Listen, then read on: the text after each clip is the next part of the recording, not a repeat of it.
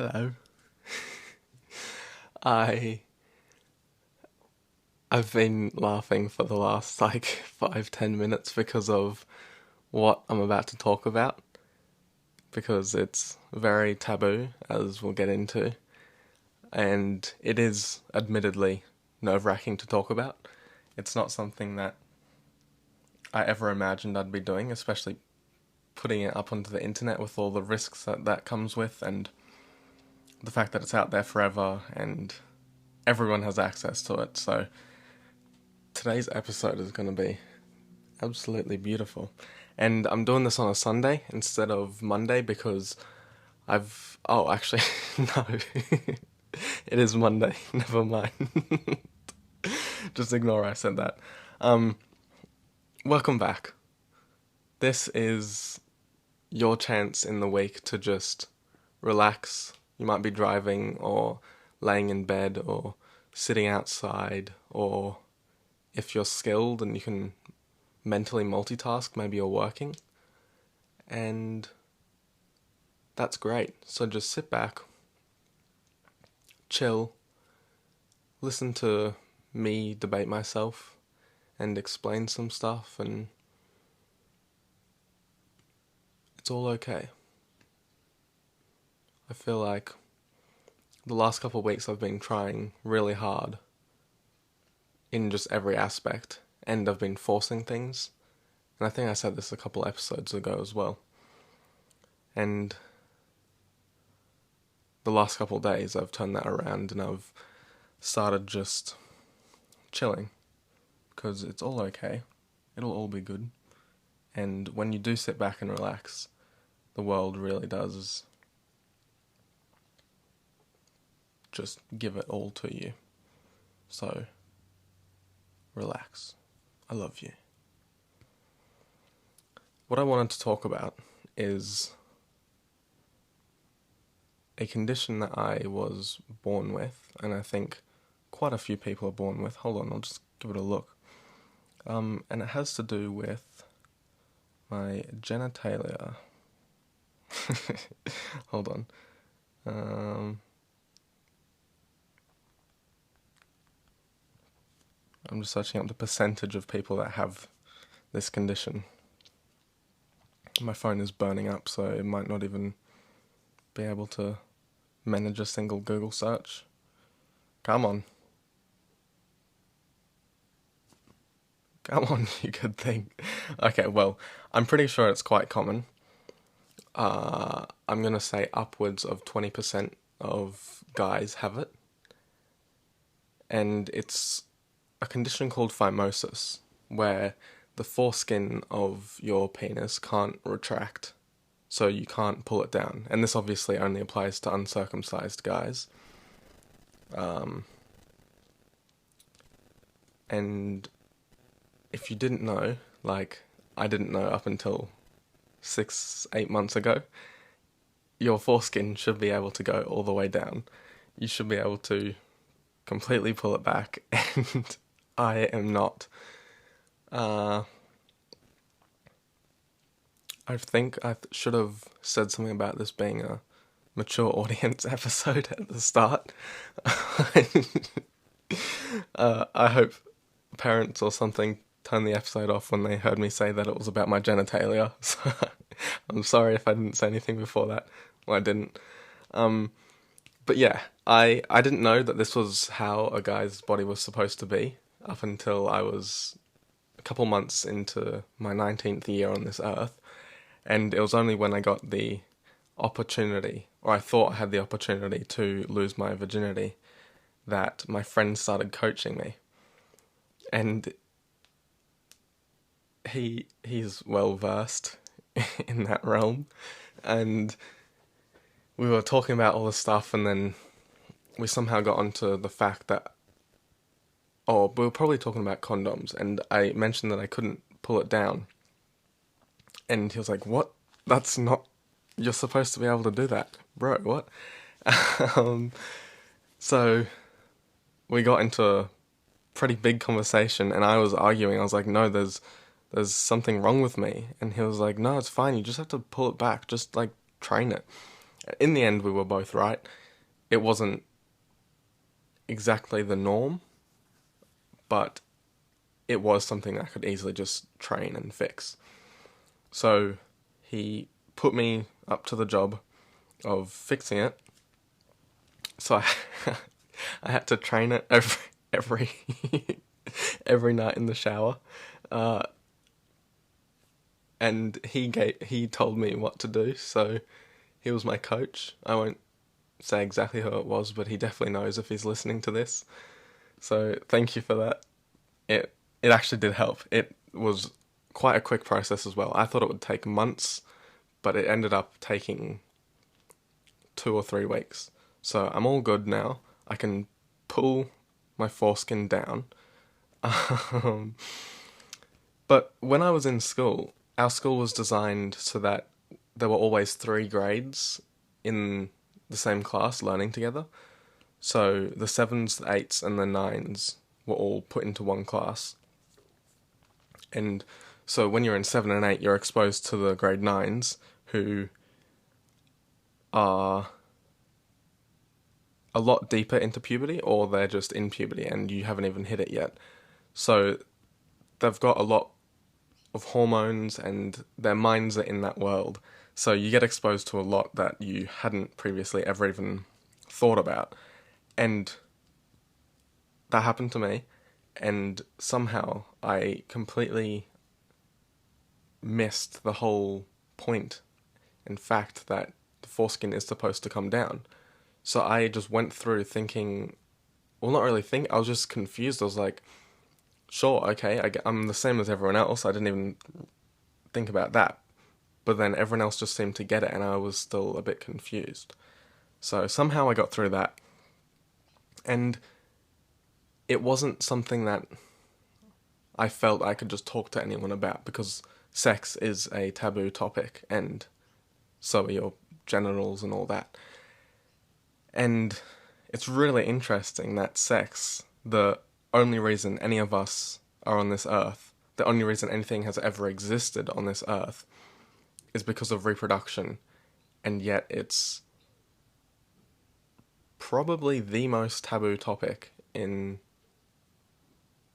No, it's not. It is in childhood. It definitely is in childhood. But then it's just something that is, especially in more professional settings, obviously with your friends, once you're an adult, it gets a lot more common. But it amazes me how little we talk about such an important thing. And I want to break that down, obviously. And the word taboo comes from the Tongan word taboo. I'm pretty sure you just say it the same. And it means set apart or forbidden, which I think is absolutely silly. It's such an important part of life, and it's such a big part of life, even if it's not for reproductive purposes. It's such a motif in all of our experiences. So I think we should probably untaboo that. And there's a few other topics that I think we should say fuck you to the taboo. And off the top of my head, actually they're not off the top of my head, I wrote them down, but these were the ones that were off the top of my head when I was writing down. So these are the taboo topics: religion, politics, sex, death, impulses. I'll go back to impulses.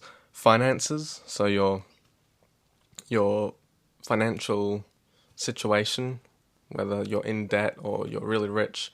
I think if we all had a better ability to set boundaries, but also felt more comfortable to be vulnerable when we're in debt, talking about it could fix so many problems. And talking about stuff, that is the whole root of my argument here, is that talking about things fixes problems every single time. There's a saying that I coined, and I will refuse to believe that anyone else coined, but they probably did. And that is, the spread of information is never dangerous, it's the lack of critical thinking. And I firmly believe that. I can't think of any situation where spreading knowledge is inherently dangerous. I think it's the actions that come after that as a result of either conflicting interests or a lack of critical thinking. And it's a well-known fact that the hordes, the masses, the people, the proles, if you will, they lack critical thinking because of herd mentality and groupthink. So, in that situation, you could say, yes, it's the spread of information is dangerous, but it isn't directly the spread of information. So I think if we spoke about everything a lot more, we would be a lot more comfortable opening up about, especially mental health and relationship issues. I think if those two things could be spoken about more, so many things could be improved in our world. So yeah, finances, I'll go back to it. Body image, sexuality, and mental health, I just mentioned. All of those things, pretty self-explanatory. If you feel insecure about your body, or there's some sort of stigma around a body type, talking about it will normalize it for you and for others. Your sexuality, if you don't feel as though you like or are attracted to the people that you should like according to society, just saying something to someone should fix everything. Like, you should just be able to talk to people about it. And again, it's the lack of critical thinking from the people receiving the news, or the conflicting interests, like with religion. But we could just be talking about everything, and everything would just be so much more open. It's like in those TV shows, you know? Like, when there's this big misunderstanding and the audience can see it forming, and it's all because someone either didn't say something or there was a misunderstanding in the wording of a sentence, and it's like a soap opera. All these different parties are like, "Ooh, oh, you said this. No, I didn't mean that. Oh, wait, you meant this? Yeah, I meant that. Oh," and then it all unfolds, and it's like, damn, that was the whole plot of the episode. And it could have just been fixed if we had said one more sentence 25 minutes ago. Oh, so talk more, people. But with the impulses, this is a really big one, because the topics that it covers are extremely taboo. I actually think these are probably the most taboo overall topics in all of society. And that is rape, pedophilia, murder, and suicide. Those four things are most commonly caused by mental illnesses or mental disorders,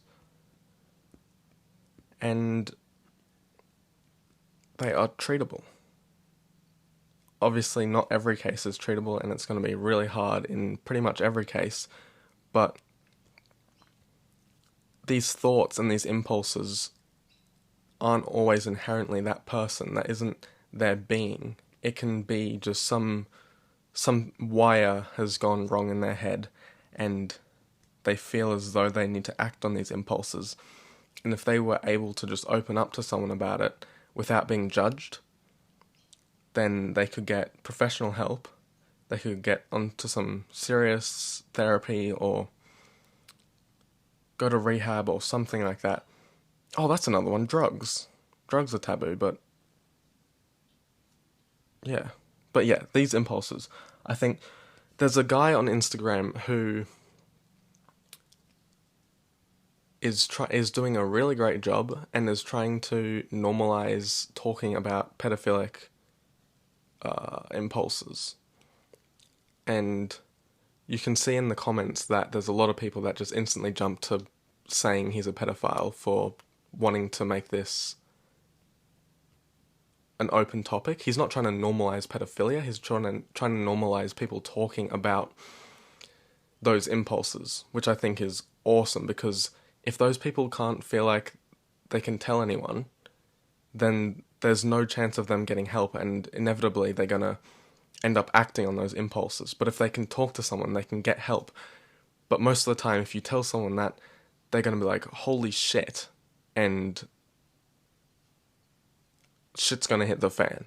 So, also suicide, obviously that comes with mental health. Suicide, if you can talk to someone without them jumping up and saying you need to go to a mental hospital, oh, blah, blah, blah, so much more can be fixed.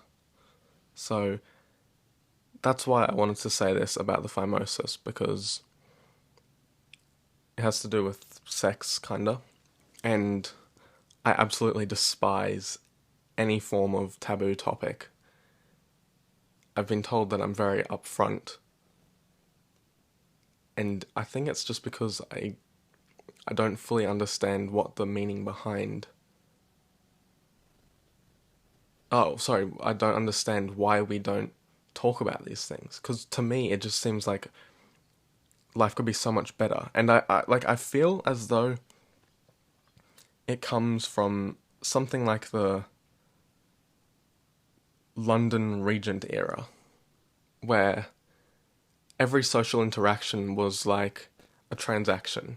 It's like you were always trying to build up some form of social wealth and reputation and legacy.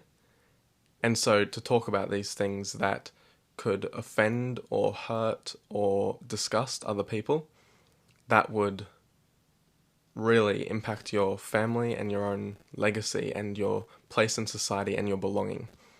So then people didn't talk about these, and then it seemed wrong to talk about them because there would be there'd be a lot of backlash. And that just isn't the case anymore. Everything is being normalized every day.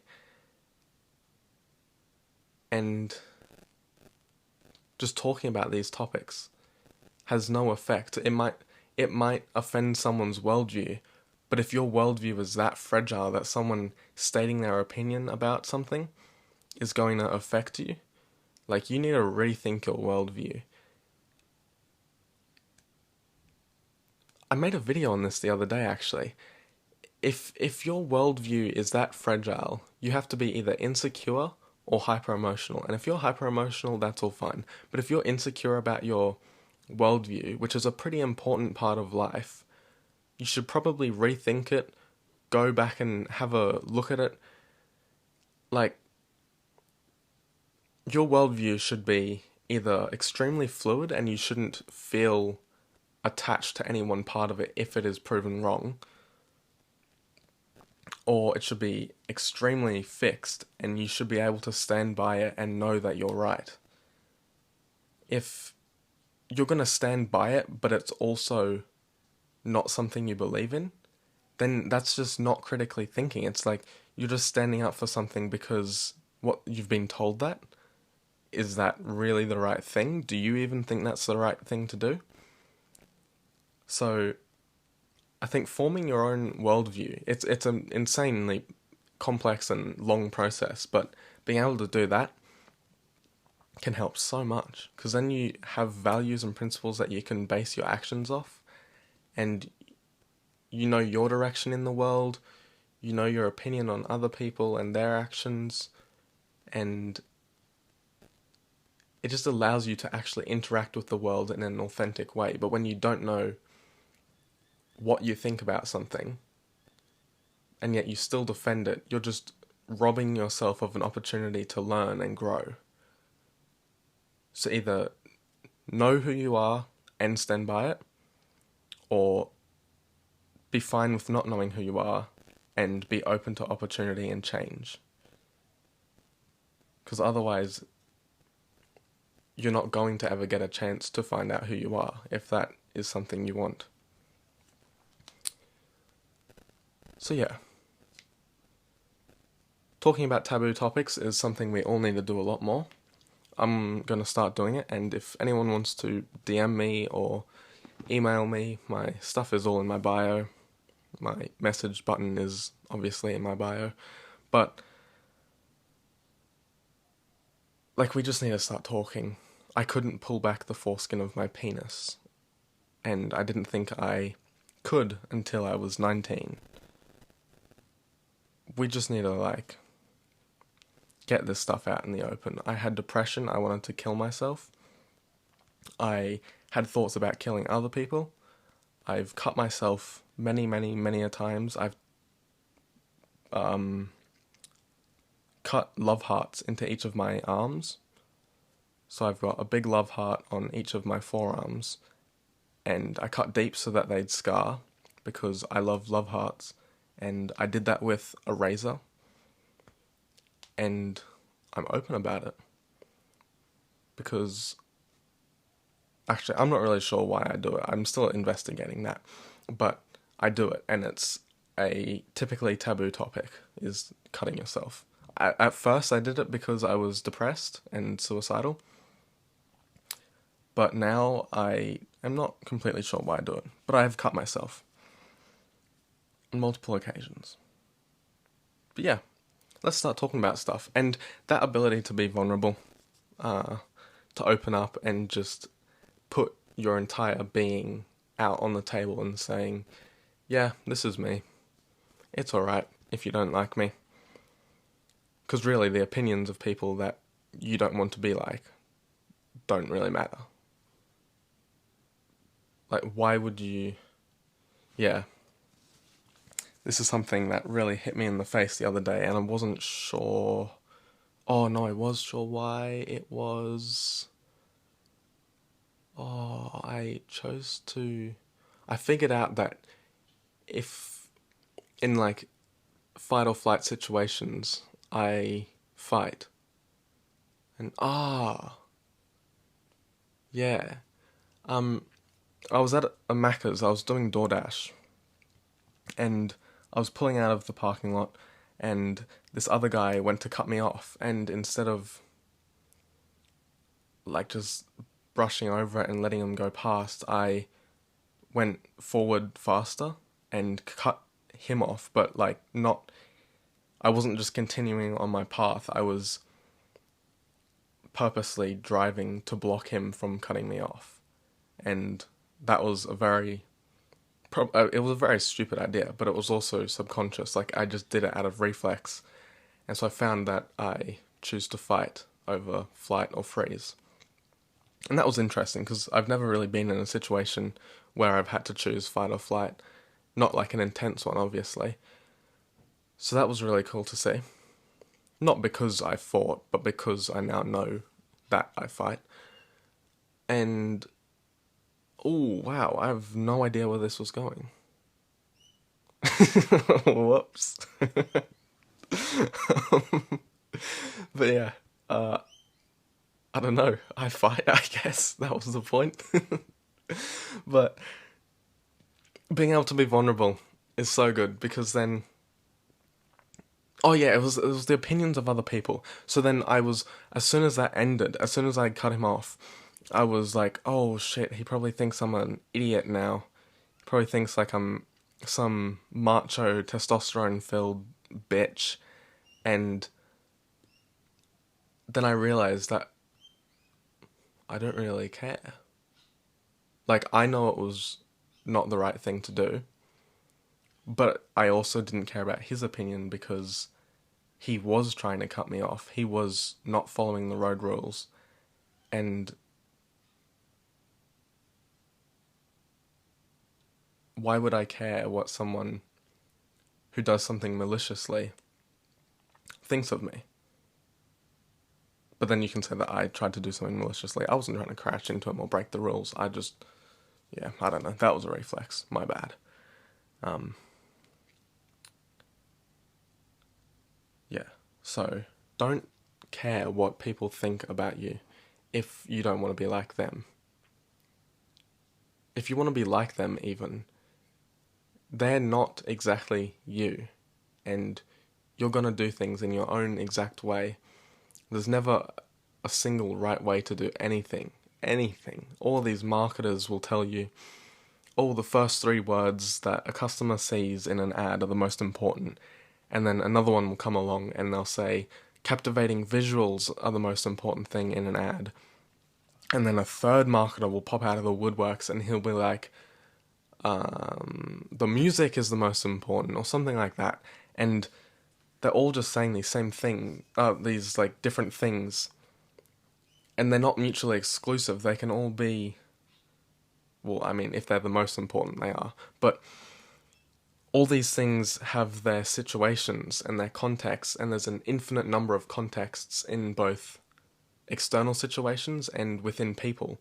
So you're not the exact same as someone else, and your situation isn't the exact same as any other situation. So just be okay with doing it your way and learn from others, grow from experiences, but don't shoot yourself down because someone's judged you for not doing it their way. If there's a most efficient way to do something, then obviously that's probably going to reap the best results. But everything has its flaws, and that might not even apply to your situation. That might be the most efficient way to do it in X, and you're doing X2. So it's similar, but not the same. So, be vulnerable. Be okay to be yourself. Open up.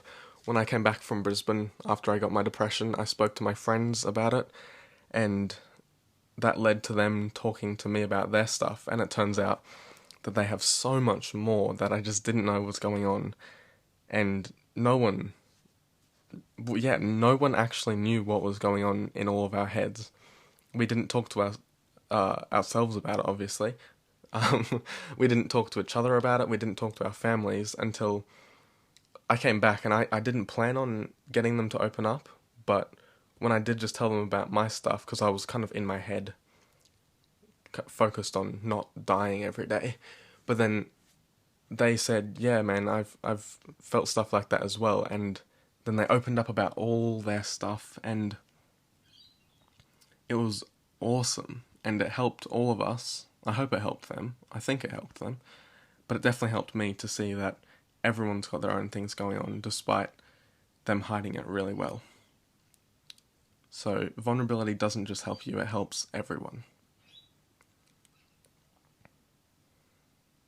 I think businesses should also be more vulnerable.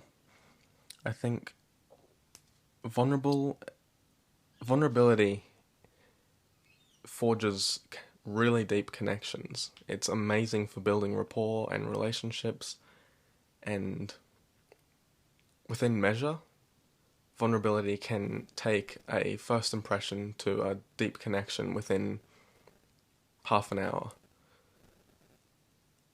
And the whole premise of marketing and business is that you want to connect with the customer, you want to make them feel something so that they'll buy your product.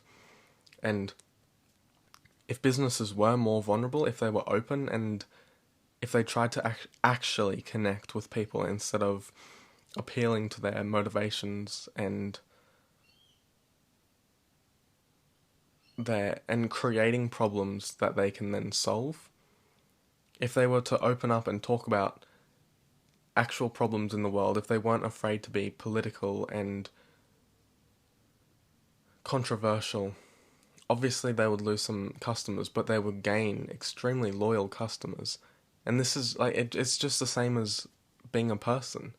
If you're a business and you open up and you do good things for other people, you give, and you work with the community to provide climate action or housing for homeless people or mental health support, you're giving back. So then you've got the opportunity to build a connection, and that's awesome.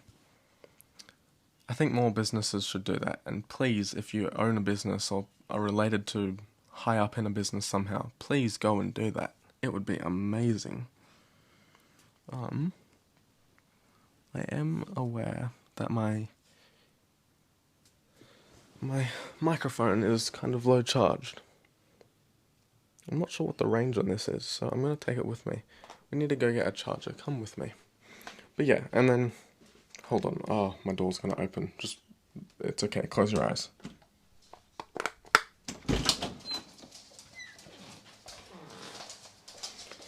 But yes, that was the case in point for this episode was vulnerability and phimosis and being okay to be yourself. Because it is okay. It is actually alright to be your own person when you are your own person. I feel like that should be quite obvious, but it really isn't in our society. So try doing it. Try recording yourself and not cringing at your voice. Try recording a video and watching it and being like, yeah, I look nice today, or I sound nice, or what I said was a really good point. Because it probably was a really good point. And despite your massive self-criticism, that was really good. I'm proud of you. So give me a second. Oh, is this still going? Is this still going? Yeah. Oh yeah, awesome. Wow.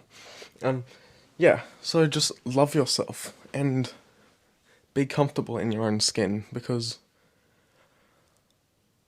I know not too many people are going to listen to this, but I really hope that a lot of people listen to this, and I hope I get completely mixed reactions, because it means that I'm actually doing something authentic. Because if you're getting mostly positive actions, you're most likely just affirming the general consensus. Because a lot of people aren't comfortable enough to speak up and say their own opinions, so they follow the general trends and beliefs of the moment. And so if you are just getting positive reactions, either you're doing something really good, like saving starving children or something, or you're just appealing to the masses, which, if that aligns with you, if whatever the masses like aligns with you, that's completely fine. But I know that for me, it really doesn't. There's a lot of things that I don't agree with, like even with my closest friends, some things with my mum, but it's okay because we're all just different people. And having negative reactions is awesome. I love it so much.